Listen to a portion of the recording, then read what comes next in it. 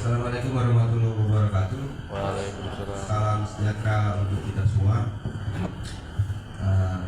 Terima kasih pada bapak-bapak sudah hadir untuk mengikuti acara ini CMS ya, Kultur Manajemen Sistem. Dimana di sini nanti kita banyak sampai dengan seterusnya ini banyak kegiatan seperti ini, seperti Boliji, Sedari, Kultur Booster yang memang harus dilakukan karena salah satu mandatori dari Poli Pertukaran Nusantara.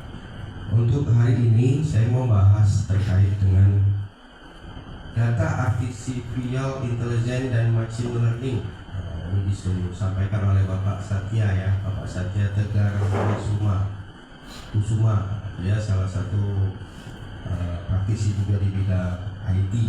Ya, ini selanjutnya. Nah, jadi pengalaman Bapak Satya Tegar Kusuma ini dia web programming, jadi programnya data analis, data science, database administrator, sama IT service management.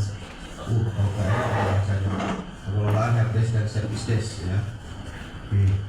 Terus selanjutnya, nah ada yang tahu nggak tentang namanya artificial intelligence? Artificial intelligence itu disebut AI. Betul, AI. Nah, AI ini pengenalan kecerdasan artifisial. Nah, apa itu? Selanjutnya deh. Nah, kita akan berbicara tentang apa nih? Ada ini Deden. Nah, ini siapa nih? Bu ini ya, Bu Endah ya. Nah, ini pasti tak tahu nih. Ya. Nah, ini siapa lagi nih? Apa namanya? Jadi ini terkait dengan perkembangan yang disebut dengan dari masa ke masa itu data. Nah, kenapa? Dasarnya itu kenapa ada AI? Nah, zaman dulu nih waktu kita masih kecil, nah, pasti kita fase ini ya. Nanti kita akan mengalami fase ini. Saya juga mengalami fase ini. Mungkin saatnya belum hati. Nah, pada saat kita kecil ini kita tidak tahu kan mau makan apa, mau merasakan apa. Yang tahu kita tuh kita tidak tahu apa-apa di zaman ini. Ada yang ingat masa kecil balitanya? Nggak ada. Berarti kita tidak merasakan apa-apa. Terus kita di masa SD kita mulai berpikir kita sudah tahu apa, kita sudah tahu mau berbagi, ya. Terus lagi kita SMP sudah mulai mengenal dunia gamers, ya, gamers. Terus SMA apalagi SMA ini udah bawa apa di laptop nih kayaknya. Nah, sudah mengenal namanya perkembangan teknologi. Nah, kalau sudah ini sudah kerja, kita sudah menggunakan nanti ke depan, kita sudah menggunakan AI semua. Makanya di mana kita bisa mampu mengambil suatu keputusan. Tujuannya apa? Untuk mengambil keputusan. Jadi apa yang harus kita makan, harus lewat mana, harus pakai mobil apa, harus ngomong apa, itu nanti bisa ditentukan semua dengan AI. Perkembangan AI ini sudah sampai ke kehidupan kita sehari-hari. Sadar tidak sadar kita pasti harus melewati fase ini. Karena sekarang sudah zaman digitalisasi ya. Oke, selanjutnya. Nah, ini adalah tingkatan perkembangan intelligent quotient atau disebut IQ. Jadi kalau masih kecil kan ya mungkin sudah 4 ya. Ini sudah usia ini udah naik lah IQ-nya kan. Dari 40 misalnya dari kecil itu 40 sorry. Kemudian naik ke 55 terus sampai kita ini sampai tua nanti IQ kita menurun seharusnya.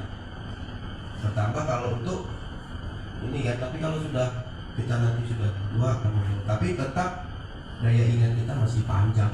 Kita bisa mengingat masa lalu yang sudah kita lewati, berarti kan daya ini ingat kita mungkin ada yang pikun, ada yang apa ya, wajar lah ya usia ya. Oke, selanjutnya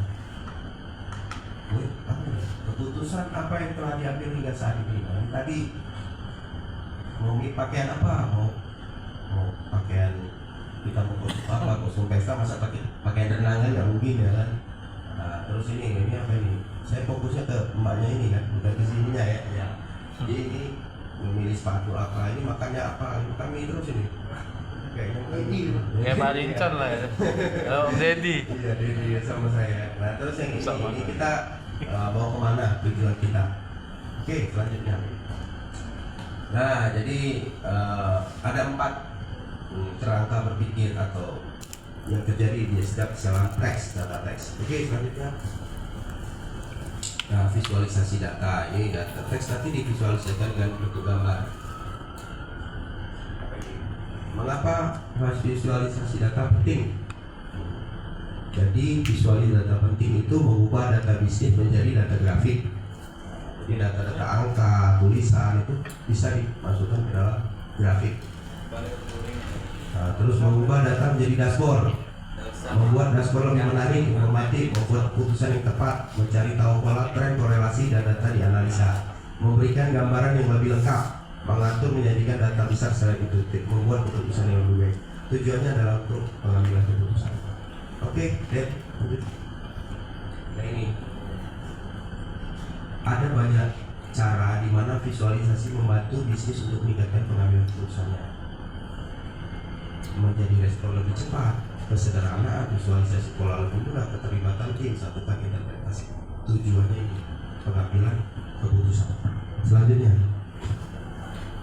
nah, eksplorasi ini membantu mengeksplorasi dari data yang dibuat. Kita eksplor seluruh data itu, kebenarannya, teorinya, dan sebagainya harus diuji kebenaran suatu data itu. Makanya kita butuh eksplorasi. Oke, selanjutnya ini apa? Nah, ini tool visualisasi data populer. Ini familiar lah kita ya, Excel ya. Power BI, Looker, Tableau belum ada. Nah, yang kita familiar karena ini ada juga mengolah data. Ini Looker mengolah data. Ini juga sama. Malaysia. Oke. Nah, etika, bias dan keadilan. Nah, itu tadi kadang-kadang pengambilan keputusan berdasarkan etika tadi. Kenapa kalau pakai perasaan, pakai etika? Nanti ini informasi yang bias atau berprasangka. Nah, evaluasi kewajarnya, menilai respon kelompok demokrasi, memastikan sistem tidak memihak atau mendiskriminasi pengguna tertentu. Strategi mitigasi bias, teknik seperti debiasing, pemungutan ulang, modifikasi data pelatihan membantu mengurangi bias, meningkatkan keadilan. Biasanya kuesioner harus seperti ini. Jadi kita hanya melihat dia dari sisi apa tadi, prasangka ya, menduga-duga, menggunakan perasaan ini. Oke, selanjutnya. Nah, yang kedua ini privasi dan perlindungan data. Nah, ini juga menjadi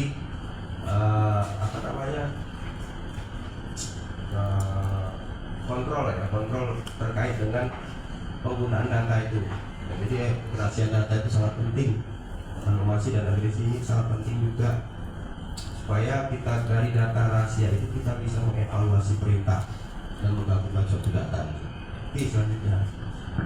Nah, transparansi, data juga dibutuhkan transparansi, penjelasan model, harus membuat keputusan mengapa model mengasih respon, dan ketertelusuran ini ya, mengirim respon bias atau masalah etika dalam desain permintaan.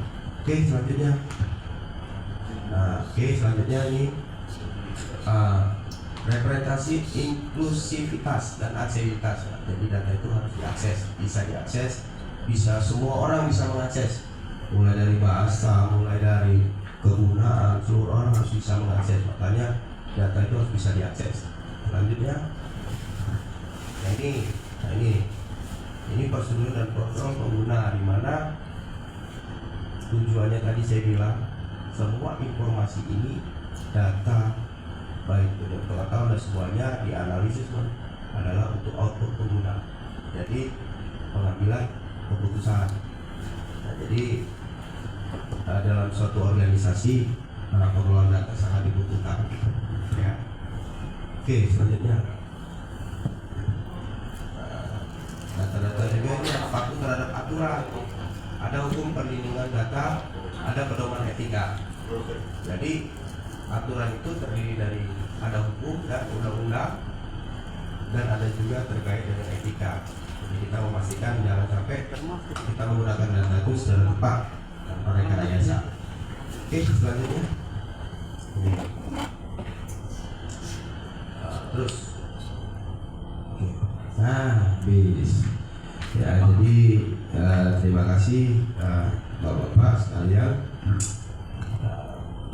Saya asisten SDM umum Bapak Insan dan Abdullah sudah memberikan materi terkait dengan AI, ya, artificial intelligence. Agak belepotan ya Mas Indonesia, tapi nggak apa-apa. Mudah-mudahan nanti ke depan kita bisa menambah pengetahuan lagi dengan kegiatan yang sama, mungkin membuka pikiran, memberikan feedback lah untuk kita semua di sini, ya, untuk sebagai bahan pelajaran kita ke depan. Mungkin itu saja dari saya. Wassalamualaikum warahmatullahi wabarakatuh. Salam sejahtera dan selamat siang. Terima kasih.